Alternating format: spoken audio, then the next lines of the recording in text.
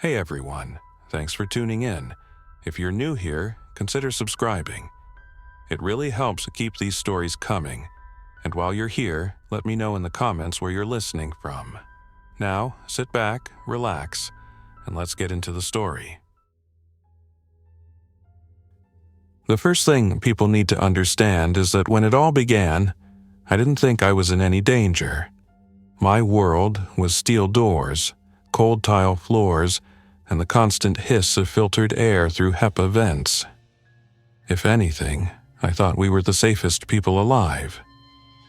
I worked in a secure research wing at Fort Detrick in Maryland, the kind of place where you scan your badge 3 times just to get to the coffee machine.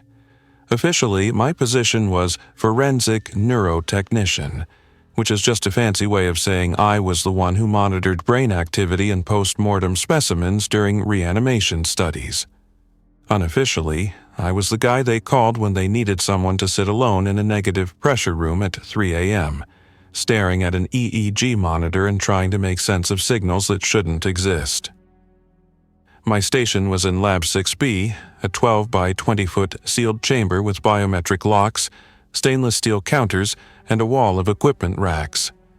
In the center was the restraint table, brushed aluminum with a drainage trough, heavy polymer straps, and an integrated vitals monitoring system tied into the lab's main network.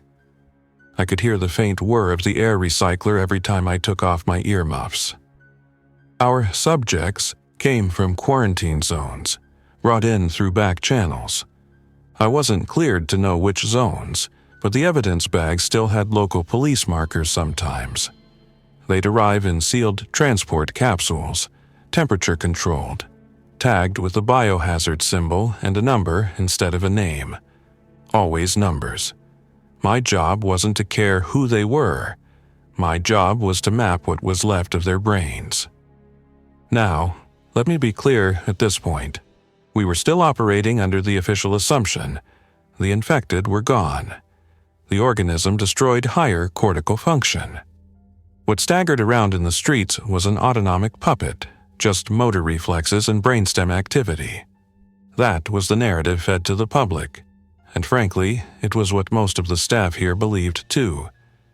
The EEG traces we'd seen up until then looked like the flat hum of static after a storm had blown through the neural grid. But then came Subject 14, 172. He was brought in on a Wednesday morning, around 5:40.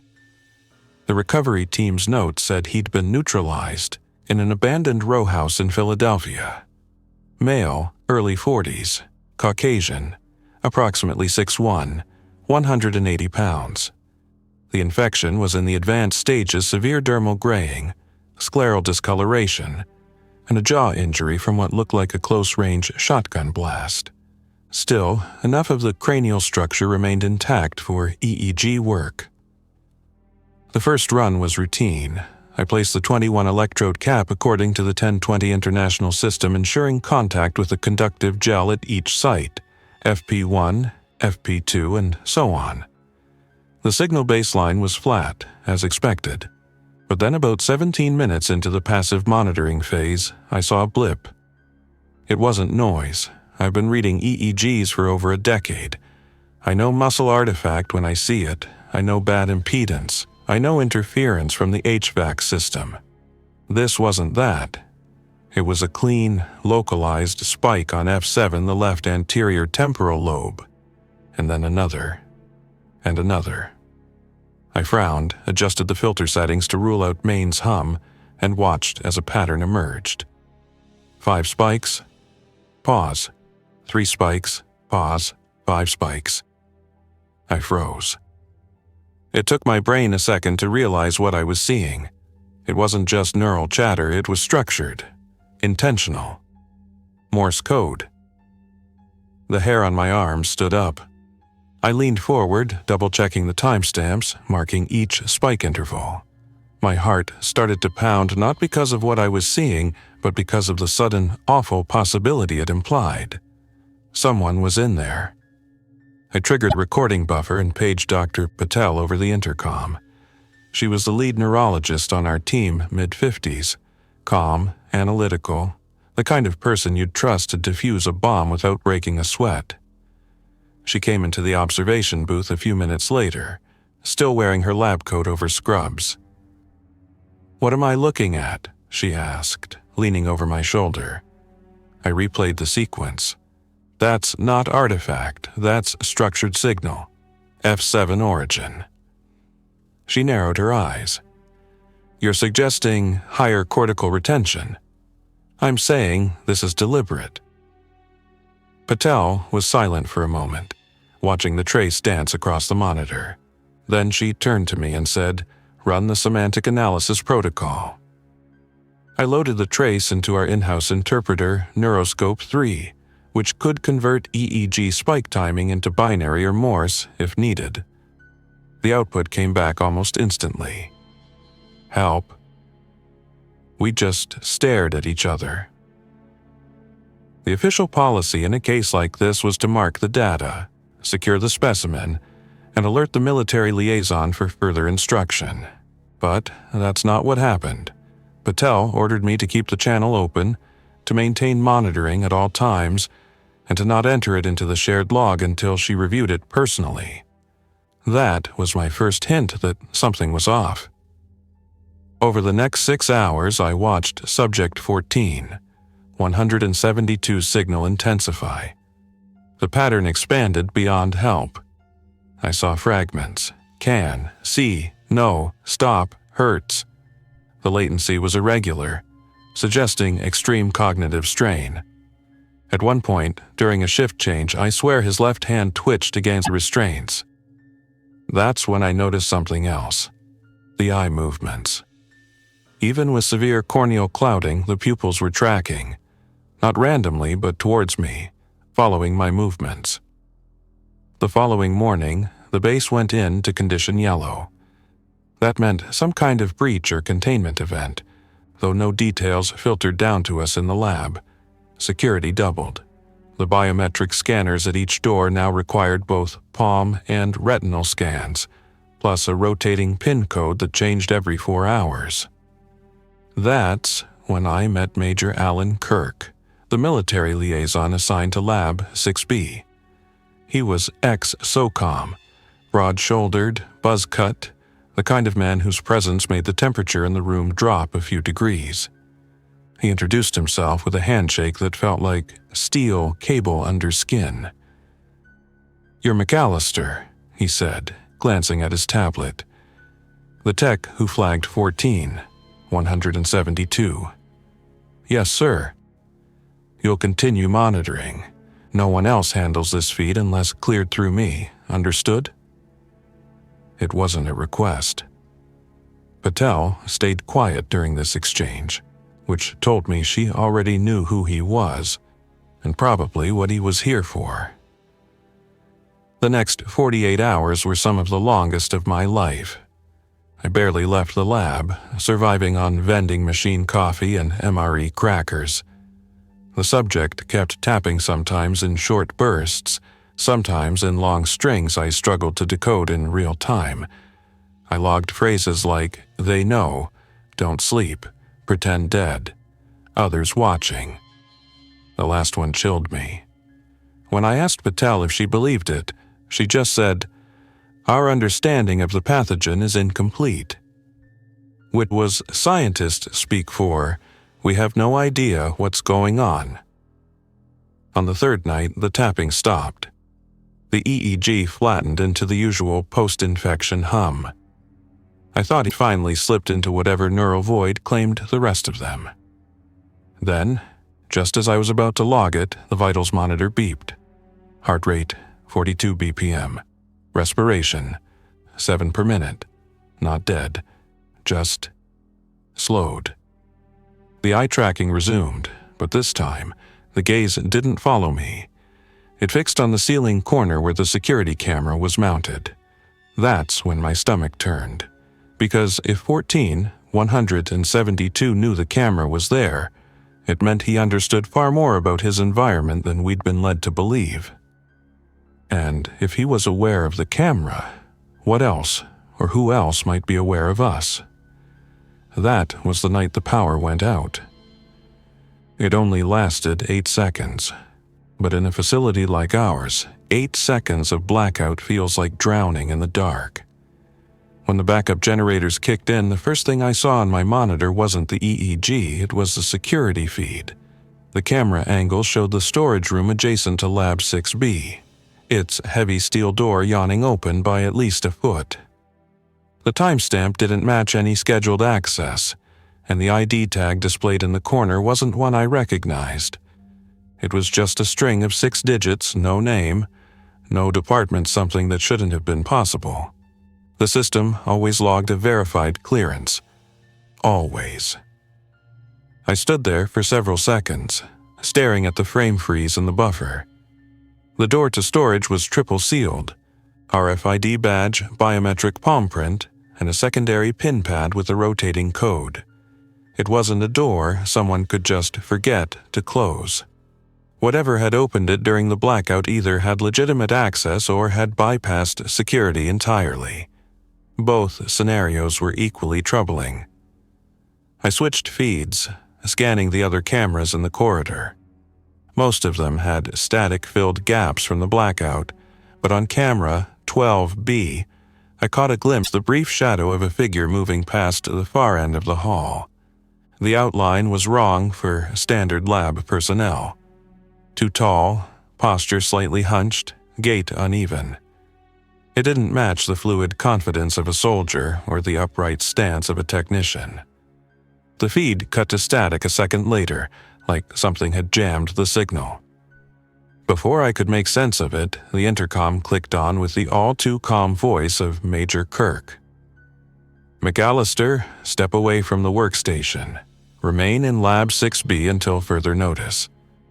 No explanation, no acknowledgement of what I'd just seen.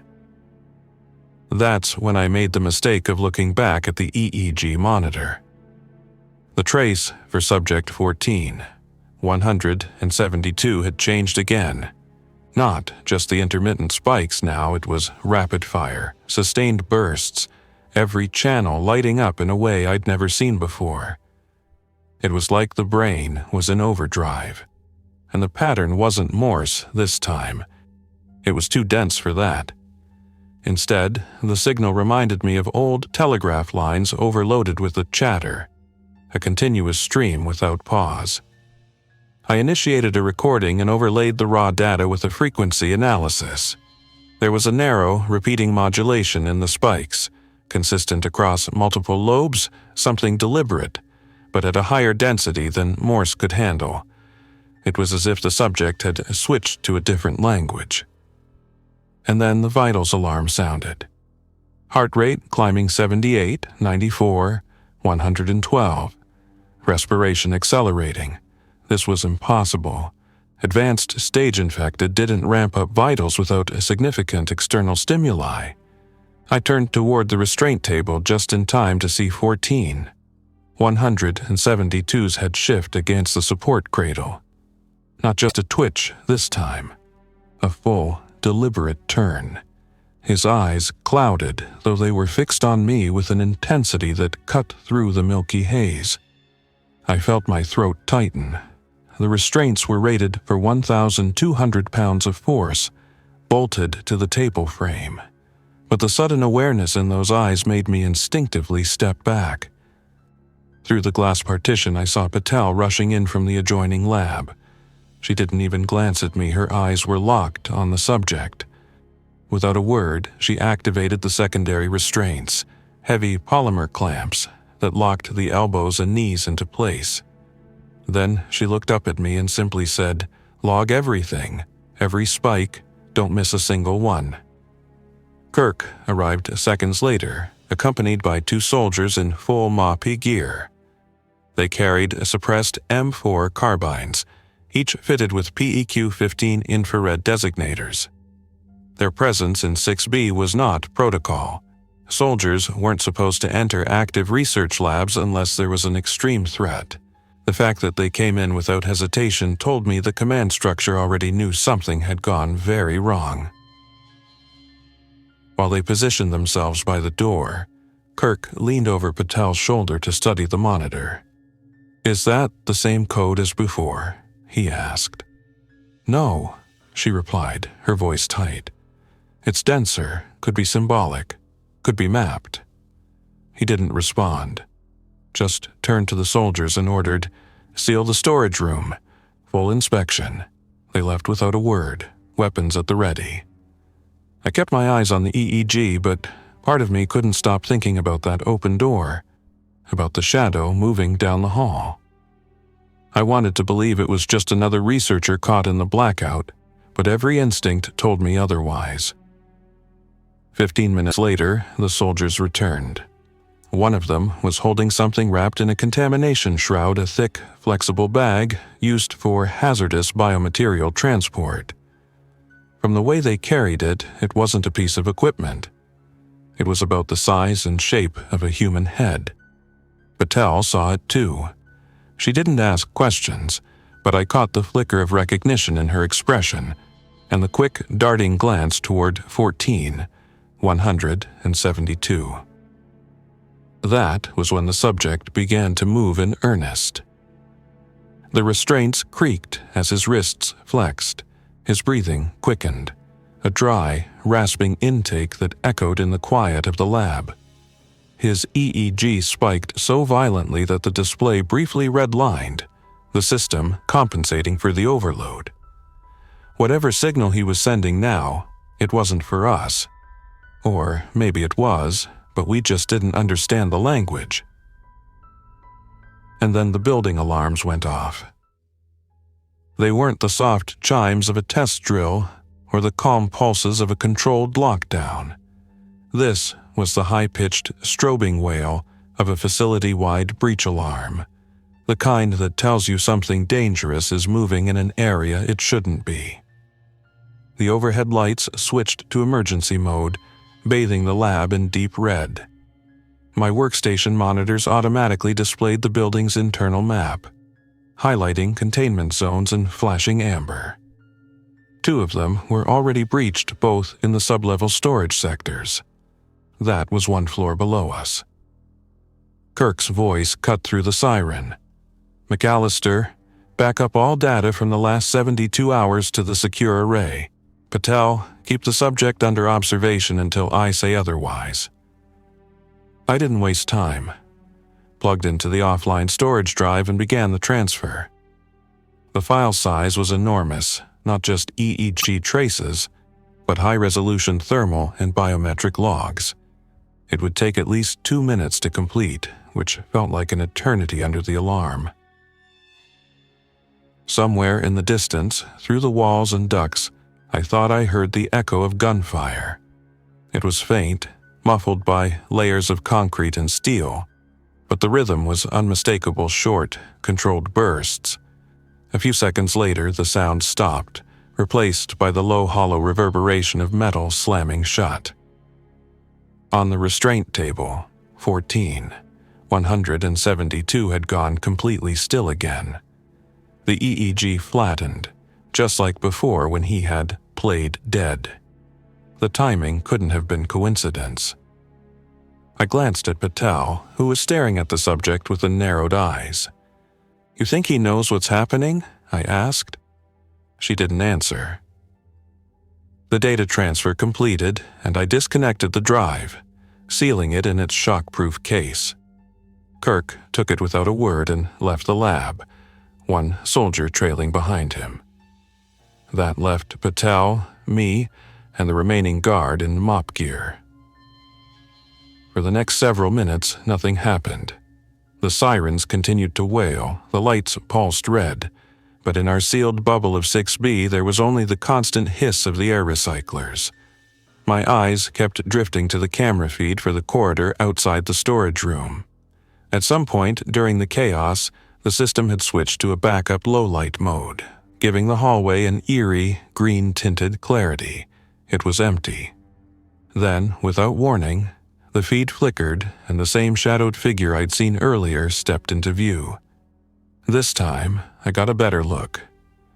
The proportions were human, but off the spine slightly arched, shoulders too high. The head tilted forward as if the neck muscles were under constant strain. The movements were slow but deliberate, the kind that made you want to hold your breath without realizing it. The guard by the door raised his weapon instinctively, but he didn't move closer to the monitor. The figure stopped halfway down the corridor and turned its head toward the camera. Clouded eyes caught the light, glinting pale green in the night vision spectrum, and even through the distortion I could swear it was smiling. It wasn't the slack, unfocused expression of the infected I'd seen in field footage. This was something else, a deliberate curl of the mouth, calculated in its slowness, as if it knew I was watching and wanted me to see. I leaned closer to the monitor, tracking every subtle movement. The shoulders rose and fell in shallow, measured breaths, the cadence almost human. Infected respiration was usually erratic, fast when they were active, slow and almost absent when dormant, but this was controlled. The posture, the timing, the steady tilt of the head told me I wasn't looking at an aimless predator. I was looking at something that understood it was under surveillance. The guard beside the door kept his rifle leveled at the feed, as though the thing could step through the screen. His breathing was louder than the air system, the rasp of filtered inhalation inside the MOP mask betraying a tension he probably thought he was hiding. Patel hadn't moved since the figure appeared, her eyes darting between the monitor and the EEG display as if waiting for a correlation.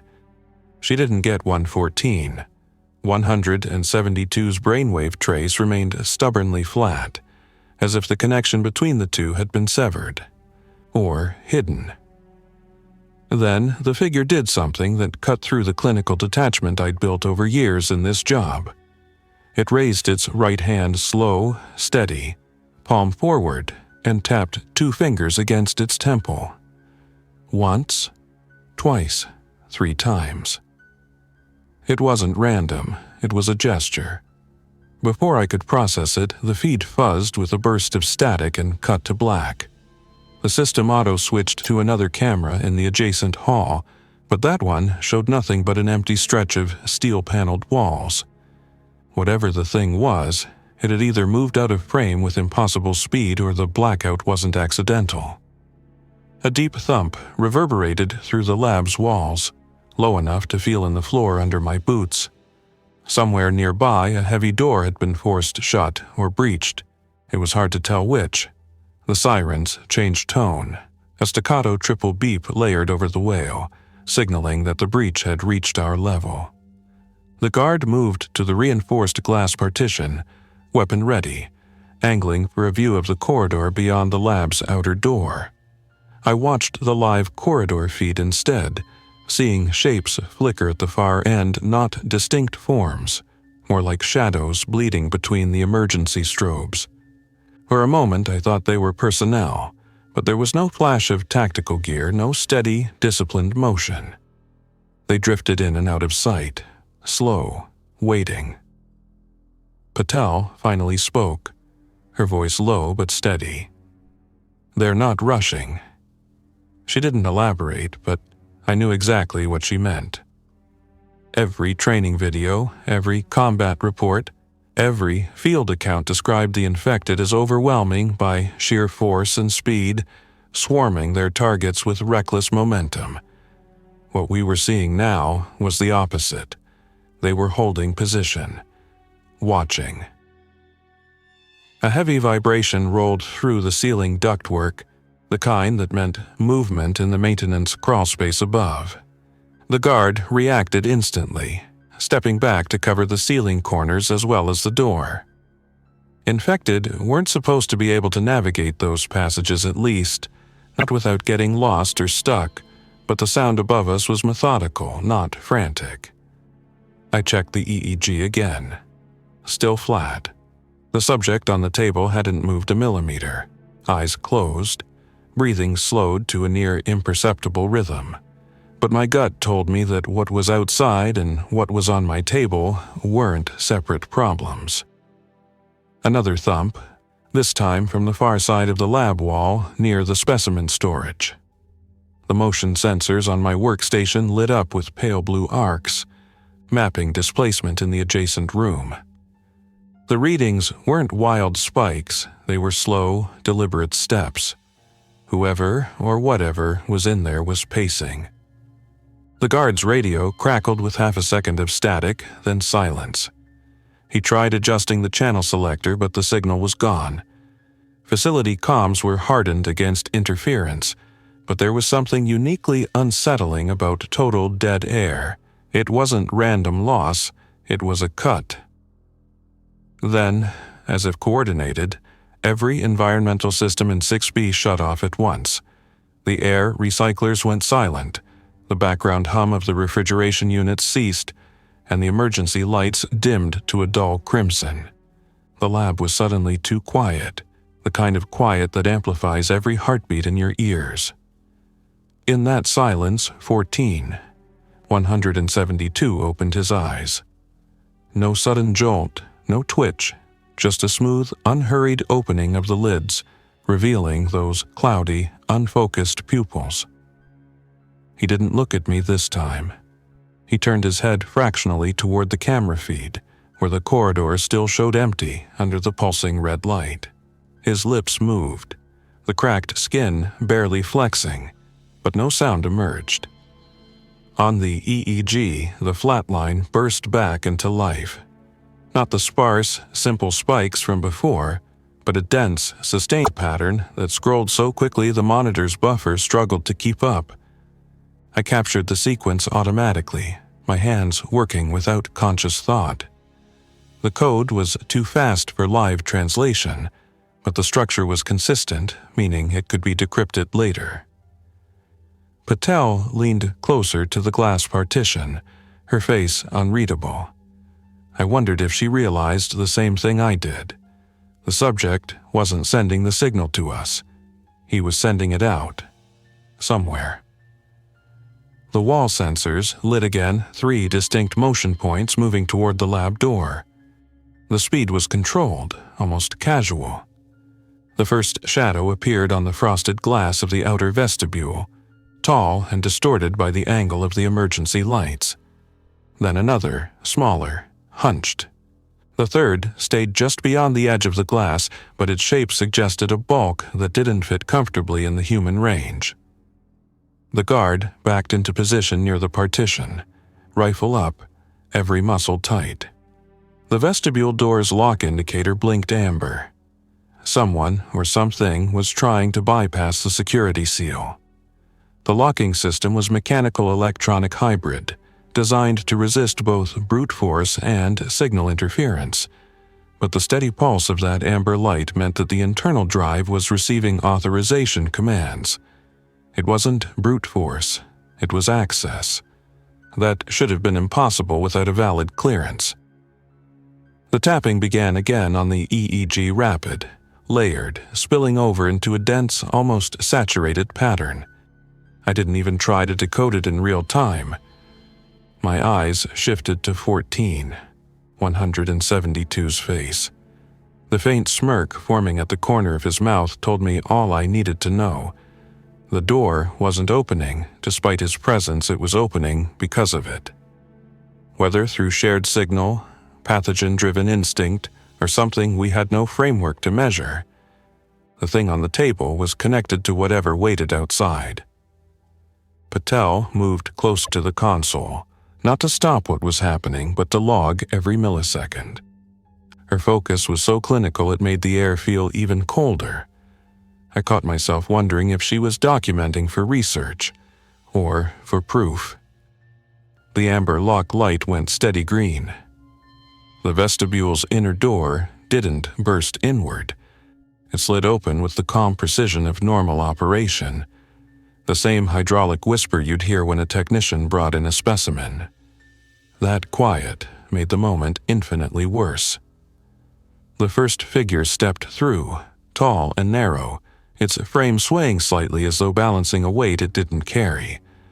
Clouded eyes scanned the lab without hurry, locking on the partition's glass. The second figure followed, shorter, with a more compact build, its movements sharper but still deliberate. Behind them came the third, the bulk I'd seen in silhouette, its head brushing the top frame of the vestibule doorway. The guard barked a challenge through his mask, his voice muffled by the filter canister. The lead figure didn't respond. It simply stopped mid-stride, tilted its head a fraction, and lifted its gaze past him, toward the observation window behind which I stood. The guard shifted position, putting himself between them and Patel. His trigger discipline was flawless, but I could see the tension in his forearms. 14. 172's EEG suddenly flatlined again. His eyes closed as if shutting a door. The three in the vestibule froze in unison. It wasn't hesitation, it was more like they were waiting for an unspoken cue. I could feel the synchronization between the still form on the table and the silent trio outside.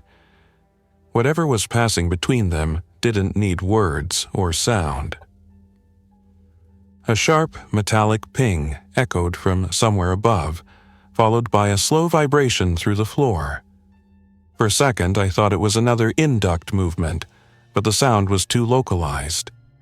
Patel glanced at the overhead schematic. An unmarked service corridor ran directly above the vestibule, one of the old maintenance access ways left from before the lab's retrofit. The bulk figure in the vestibule turned its head toward the ceiling, as if hearing the same sound we had. Then it stepped back into the shadows. The smaller figure moved first, darting toward the vestibule's interior wall with unnatural speed.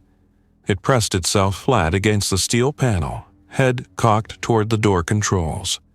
The taller one followed, its gaze never leaving the glass, as though measuring angles and thickness. I knew that kind of focus. I'd seen it in trained soldiers mapping an entry in real time. The overhead camera feed flickered once, then died entirely. In the fraction of a second before the blackout, I saw another shape drop into frame from above, not through the vestibule door, but directly into the service corridor above it. The shape's descent was wrong, the posture inverted until it rotated mid-fall, landing silently on the steel grating. The guard must have seen something too, because his stance widened, muzzle tracking between the vestibule and the ceiling corners. His breath was audible even over the still air, a steady mechanical rasp that sounded louder in the quiet than it should have. And then the vestibule lights cut out completely. In the red gloom, I could make out only movement, slow, sliding motion across the glass, pale shapes brushing against the reinforced pane. I felt the same sick certainty I had earlier. They weren't attacking yet because they didn't have to. This was the part where they wanted us to see them. The ventilation hiss returned suddenly, but the pitch was wrong.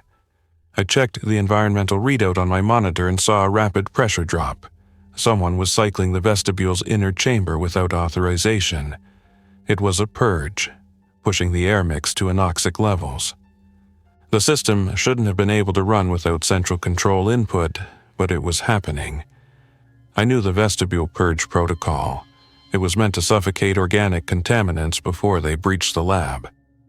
The only problem was that these things didn't need the same oxygen we did. Patel didn't take her eyes off the console. "They're forcing us to open it," she said quietly. Not like a warning, but like she was stating a fact she'd already accepted. The guard turned toward her sharply, then back to the door. His shoulders stiffened. The lock light was flashing amber again. This time, it wasn't the outer vestibule door. It was ours.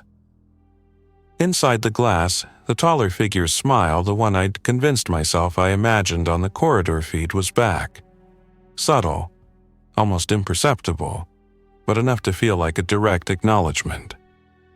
It wasn't a feral grin or the slack-mouthed gape of decayed muscle. This was something measured, an expression formed with intent. The clouded eyes didn't waver, didn't blink, and the faint lift at the corners of its mouth looked more like someone quietly enjoying a private joke than a predator baring its teeth. The vestibule door into Lab 6B slid open with the same hydraulic hiss it always made, the sound almost surreal in its normalcy. The guard reacted instantly, stepping into a tight firing stance, rifle angled toward the gap. His breathing through the mask was heavier now, the sound of air forcing through the filter cartridges in sharp bursts. He knew as well as I did that once the inner door opened, the controlled environment of the lab was gone. Containment was no longer a line of steel and seals. It was whatever we could hold with human hands and a rifle's weight. The taller figure didn't charge. It crossed the threshold with a slow, deliberate stride, the kind of pace that draws you into watching every step, whether you want to or not. The smaller one followed, tilting its head in quick, bird-like motions as it scanned the lab. The bulk remained in the vestibule, too large to enter without crouching. From my position behind the partition glass, I tracked their movements while keeping the EEG in my peripheral vision. 172's trace was no longer flat. It was pulsing in short, measured bursts, not unlike the original Morse patterns, but now far more complex. Patel was already logging it, her expression somewhere between fascination and calculation. The intervals were too consistent to be random neural discharge. He was communicating. And from the way the taller figure moved, I had the uneasy sense that it was listening. The guard barked a warning, a final one. I knew, but the lead figure didn't even turn toward him. Instead, it angled its path toward the restraint table, ignoring the man with the rifle entirely. Its movements were unnerving in their precision. Every shift of weight was deliberate, every step placed as though it already knew the exact boundaries of the room. 4 meters from the guard, the smaller figure broke left in a sudden blur of motion. The guard swung his rifle to track it, but the taller one closed the gap in that split-second opening. The move was perfectly timed, as if the two had rehearsed it. By the time the guard recovered, the taller figure was within arm's reach, and then there was no more line of fire. The contact was fast, not a wild tackle, not flailing, just a single decisive step forward, and the snap of movement I couldn't fully process through the glass. The guard's rifle clattered to the floor, skidding across the tiles toward the vestibule. He was still standing, but frozen, one gloved hand clutching at his side where the taller figure had made contact. It didn't finish him. It didn't need to. The bulk in the vestibule reached down with a grotesquely long arm, hooked the rifle up with its fingers, and drew it out of reach. This wasn't chaos. This was disarmament. 172 shifted in his restraints for the first time with genuine strength. The straps held, but the steel brackets at the table's base groaned faintly. Patel looked up at me, her expression still calm but her eyes wide enough to betray the calculation running in her mind. The taller figure finally turned to face the observation glass. No aggression, no sudden lunge, just a long, steady look. I felt the same wrongness I'd sensed in the smile magnified tenfold. It raised its hand again and tapped 2 fingers to its temple 3 times, exactly as it had on the camera feed earlier. Then it reached out and placed its palm on the restraint table beside 172's head. The EEG spiked instantly, the burst collapsing into a single sustained frequency. The pattern was simple, this time uniform, evenly spaced, but I recognized the sequence. It was the same as the first message I'd ever received from him. Help. Only now, it wasn't desperation. It was an instruction. The smaller figure stepped up beside the table, tilting its head down toward 172's face. The restrained subject opened his eyes again, the cloudy film shifting as though something beneath was focusing. For several seconds, there was nothing but that silent exchange. Then, slowly, his lips moved, shaping words that produced no sound but were clear enough to read, "They're still in here." Patel turned toward me with a look I'd never seen on her before. Not fear, not awe, but the dawning realization that We had been studying something without understanding even the shape of it. This wasn't about infection destroying the mind. This was about the mind adapting to survive inside the infection. Before I could process that fully, the taller figure leaned down and snapped one of the polymer restraints with a sharp, precise twist. The sound was loud in the quiet, a single pop of material stress giving way. It didn't free him entirely. It freed only the left arm, enough to reach. The bulk in the vestibule finally ducked low and began to enter, its massive frame filling the doorway. It had to turn sideways to fit, and for the first time, I saw the distortion in its spine, a deep, unnatural bend that made the body's center of gravity unnervingly low. Patel's console beeped once, a soft tone that under normal circumstances would mean nothing. But here, it signaled an incoming data packet the system had just received an encoded push from the EEG feed. The message appeared in raw alphanumeric output before translation software could parse it. It read, "We are not dead, we wait." Thanks for listening. If you enjoyed this story, don't forget to like and subscribe. Your support keeps these creepypastas coming. Until next time, stay alert, stay safe, and never ignore the feeling that something is watching.